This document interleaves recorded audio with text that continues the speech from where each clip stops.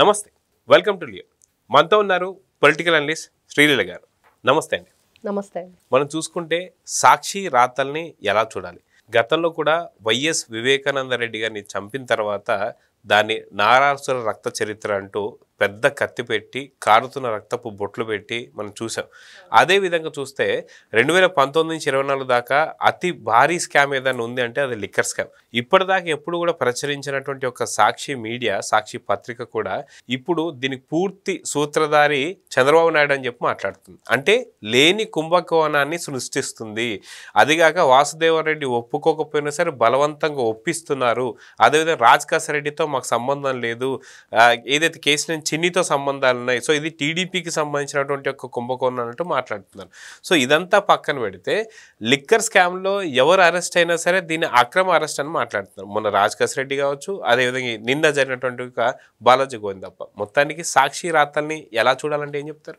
ఇక్కడ సాక్షి దినపత్రిక, సాక్షి ఛానల్ వీళ్ళందరూ కూడా పెట్టుకున్నది మాత్రం సాక్షి అనే కానీ వీళ్ళు మాత్రం చెప్పేదంతా అబద్ధాలు, వీళ్ళు అబద్ధానికి నిలువెత్తు సాక్ష్యం. అదైతే మనకు కనిపిస్తుంది. ఒక్క విషయం కాదు, అంటే ఫస్ట్ వాళ్ళు ప్రజల్లోకి వార్తాపత్రికలు ఏ విధంగా తీసుకెళ్తారంటే, ఇప్పుడు ఎవరైతే గోవిందప్ప బాలాజీ ఉన్నారో ఆయన గురించి చెప్పాలంటే ఈయన భారతీ రెడ్డి గారి దగ్గర అనుచరుడుగా ఉన్నాడు. అదేవిధంగా ఇతను భారతీ సిమెంట్కి డైరెక్టర్గా ఉన్నారు. ఇవన్నీ 2-3 పాయింట్లు ఉన్నవి ఉన్నట్లుగా రాస్తారు. మరి మిగతా పాయింట్లన్నీ అన్నీ అబద్ధాలే ఉంటాయి.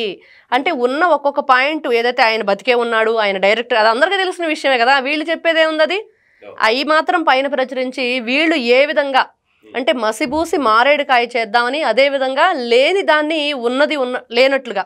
అంటే ఇప్పుడు వాళ్ళు ఏమంటున్నారు అంటే అక్కడ లేని మద్య కోణాన్ని, ఏదైతే మద్యం కుంభకోణం ఉందో దాన్ని నారా చంద్రబాబు నాయుడు గారు ఏదో ఉన్నట్లుగా సృష్టిస్తున్నారు, మా మీద అక్రమంగా కేసులు పెడుతున్నారని.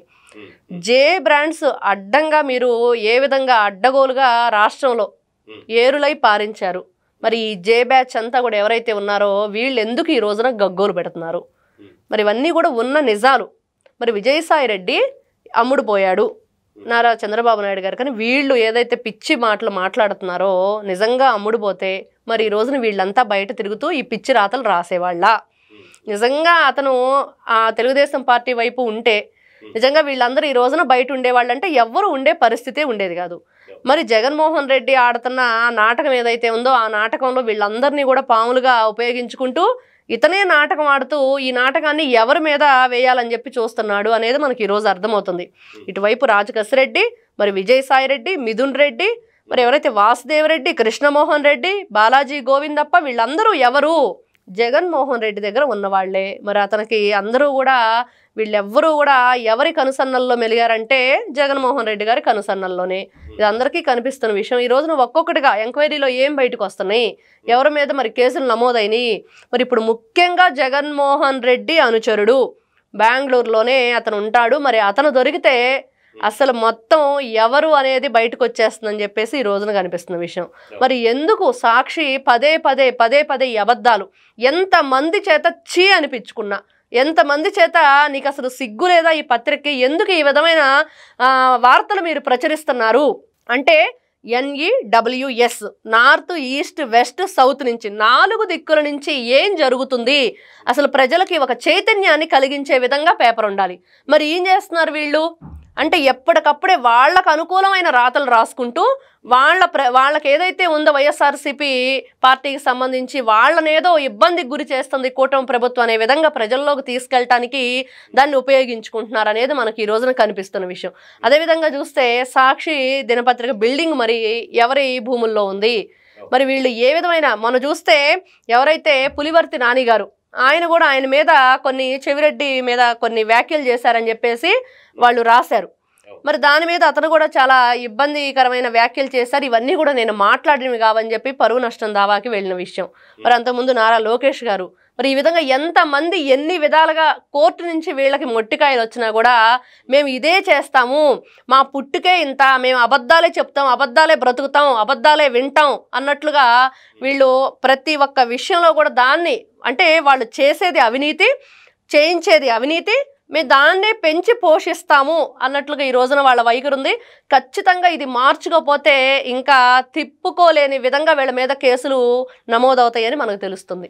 అదే కాక మనం చూసుకుంటే ఏదైతే వైసీపీ నాయకులు కావచ్చు, నేతలకు కావచ్చు, వాళ్ళకి సరిపడిన వాళ్ళు ఎవరైనా సరే, అది తల్లి కావచ్చు, చెల్లి కావచ్చు, ఇంకెవరైనా సరే, వాళ్ళపైన విష ప్రచారం చేస్తూ సొంత పత్రికల్లోనే షర్మిల గురించి కావచ్చు, విజయలక్ష్మి గారి గురించి కావచ్చు, వీళ్ళందరి గురించి తప్పుడు వార్తలు మనం చూస్తూ వస్తున్నాం. సో అసలుకి జగన్ ఎవరిని నమ్ముతాడు అంటే ఏదన్నా ఒక ముగ్గురు పేరు చెప్పగలుగుతారంటే ఏం చెప్తారు మీరు? ఖచ్చితంగా అతను ఎవరిని నమ్మడు. మరి గతంలో మనం వింటే కేటీఆర్, జగన్మోహన్ రెడ్డి, కేసీఆర్, జగన్మోహన్ రెడ్డి గురించి వింటే కేసీఆర్ అయినా సరే తన పక్కనున్న అనుచరులతో ఏదో కొన్ని విషయాలు షేర్ చేసుకుంటాడు, మనసులో ఉన్న మాటల్ని చెప్తాడు, ఇది జరగబోతుంది, నేను ఇది చేద్దాం అనుకుంటున్నాను, మరి ఇలాంటివన్నీ కూడా ఉన్నాయని ఎప్పుడో అప్పుడు ఆయనైనా బయట పెడతాడు. కానీ జగన్మోహన్ రెడ్డి అనే వ్యక్తి మాత్రం తన మనసులో ఉన్న విషయాన్ని ఎవరితో కూడా చెప్పాడు అనేది మాత్రం మనం ఖచ్చితంగా అనిపిస్తున్న విషయం. అతను షేర్ చేసుకోలేడంట, ఎవరిని కూడా నమ్మలేని పరిస్థితి.